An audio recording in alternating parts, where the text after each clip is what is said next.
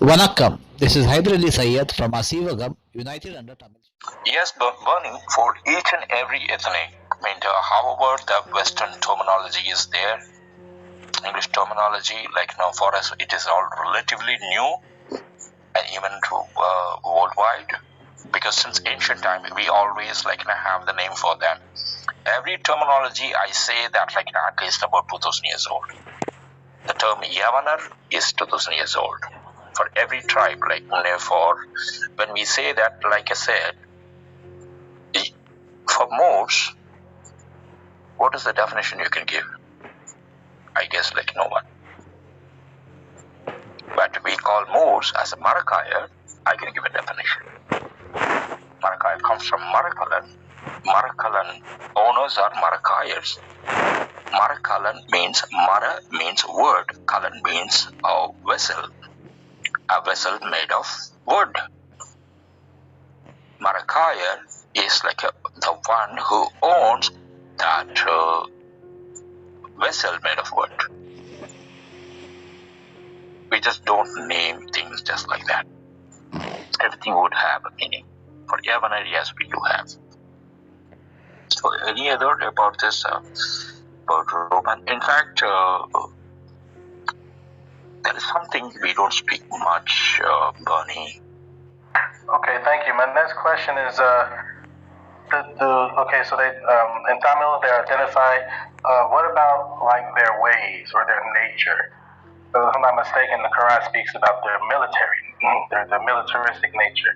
In the Tamil tradition, does it speak about the behavior or the ways of the so-called Romans?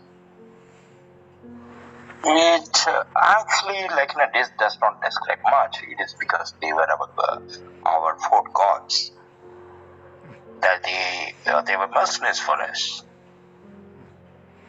That's it. It's more they never mixed with us. They had a different settlement.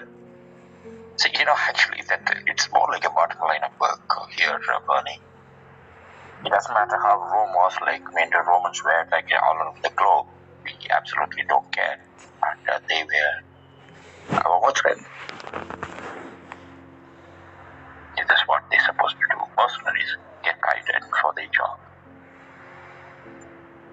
Over and now, none of their behavior was analyzed, because none of them, I don't think that any of them actually mixed with those people, these ones.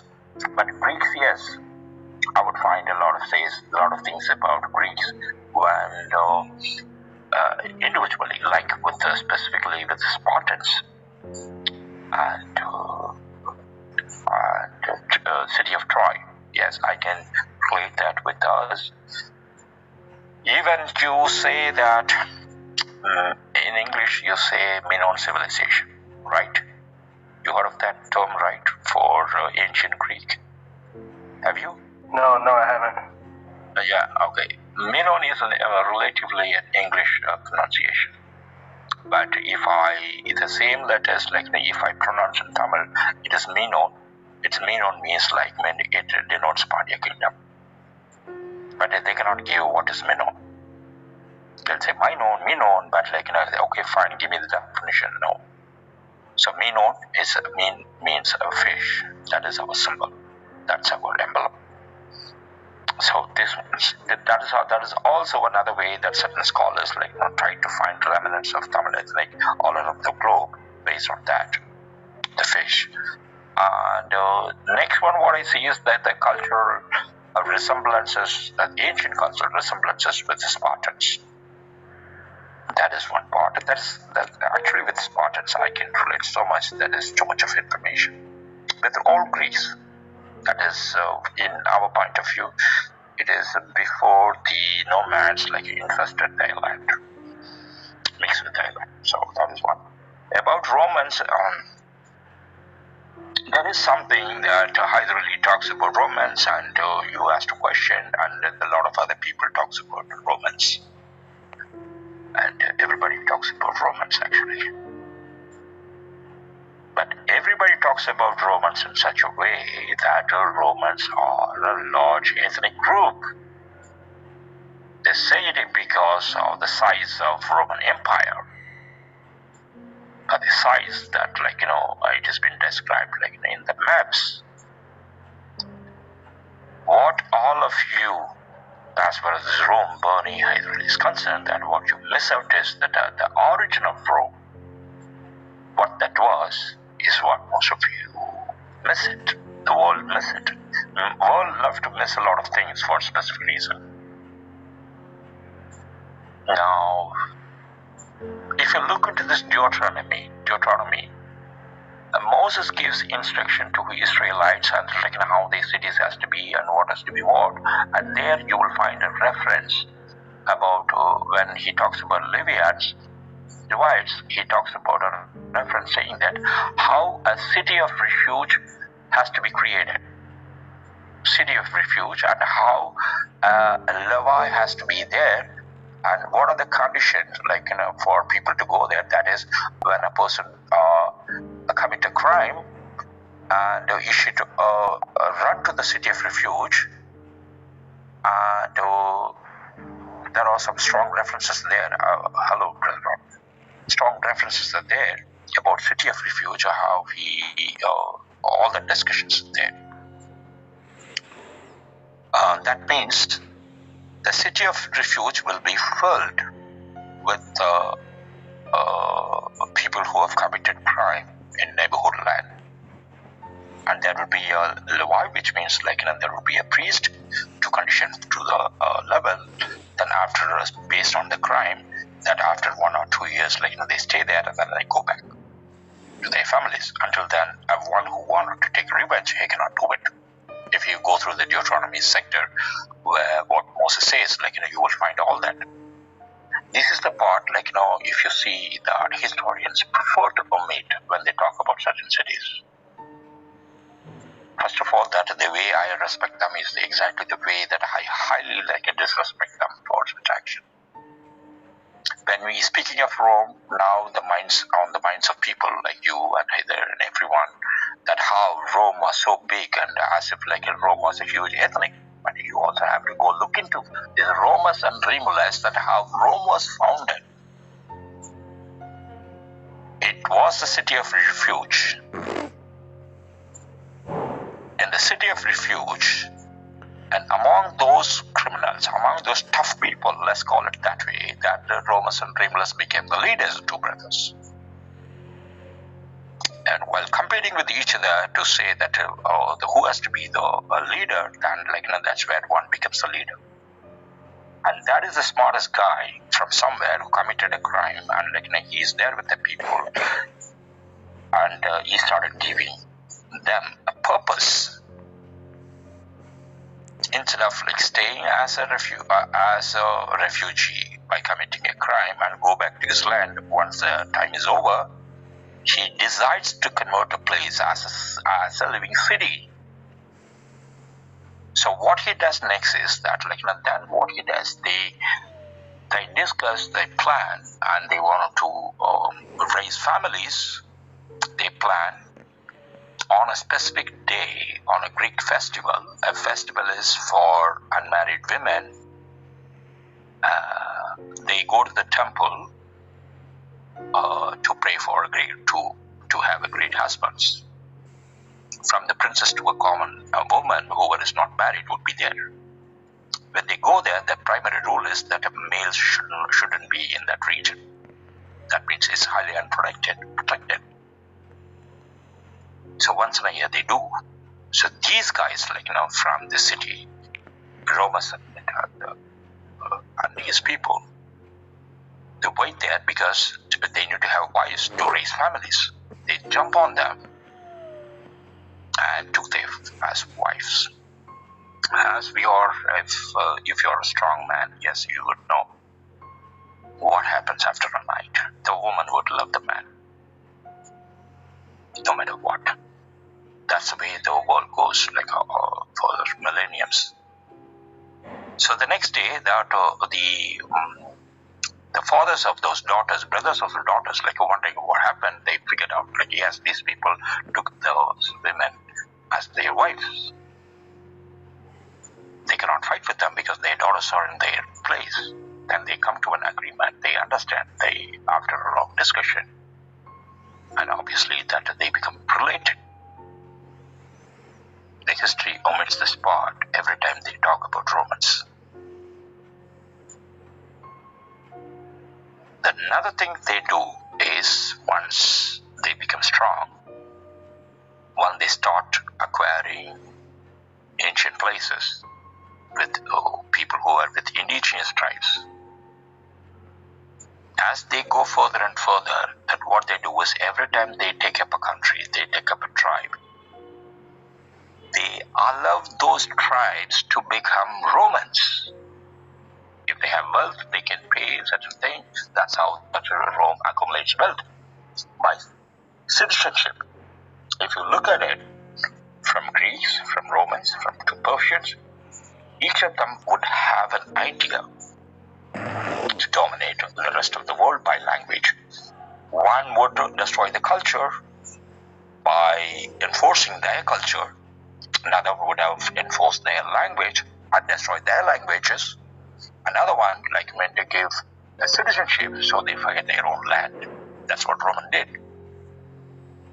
So whatever you see in a map, in a global map about Roman Empire, they're so huge, everything is not Roman. It was all indigenous people whose languages were destroyed, whose culture was disrupted, whose identity was stolen and replaced by Roman identity. The same way how people jump on you because you hold a title more and considering your beliefs are different. The same way is the what people are doing because it's Roman, they are jumping. You look at this origin. The origin started in a very small city. That is not how our ethnic is. Our ethnic, I think this Ron will understand better, and the land what we call our own. The land was not when our ancestors went, the land wasn't ready for us right in front of them. When they walked into this land, that land was not a huge paddy field and sugarcane and banana trees and all that, and these people went, jumped on it and enjoying it till today. That is not how it is. When they decided to have a land, to have a settlement and to multiple and flourish, the land was either a dense forest with various different trees or barren lands, and these people put their hands on it. They worked on it. They put their sweat on it. They made the land possible to cultivate and to cattle breed and live. For that, they must have been too smart to locate a specific land to live, make it as a settlement, village, and a town and city. That is why we say that this is our land. We did not jump into somebody else's world and say that God asked me to take up your property and that's since then it becomes mine. No. That is none of the indigenous did. That is one of the reasons, and according to today's standard, whether the bank balance, however, we still say that the land is our very own. So that is not how Romans came. Romans actually were in smaller numbers, and they were also different people living in same place for different reasons, away from civilization because of their crimes. They got someone intelligent, bullied everyone and created empire. That's how they did. Since the capital accumulated wealth based on number one is by citizenship, tandem obviously, and they created a style, the identity, the dress code. It changed. In old world that you see that it is Romans are the one who's absolutely clean shaven.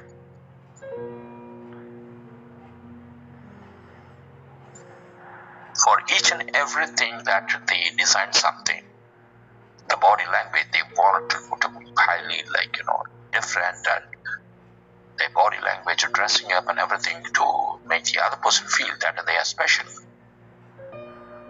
So everybody wanted to be them.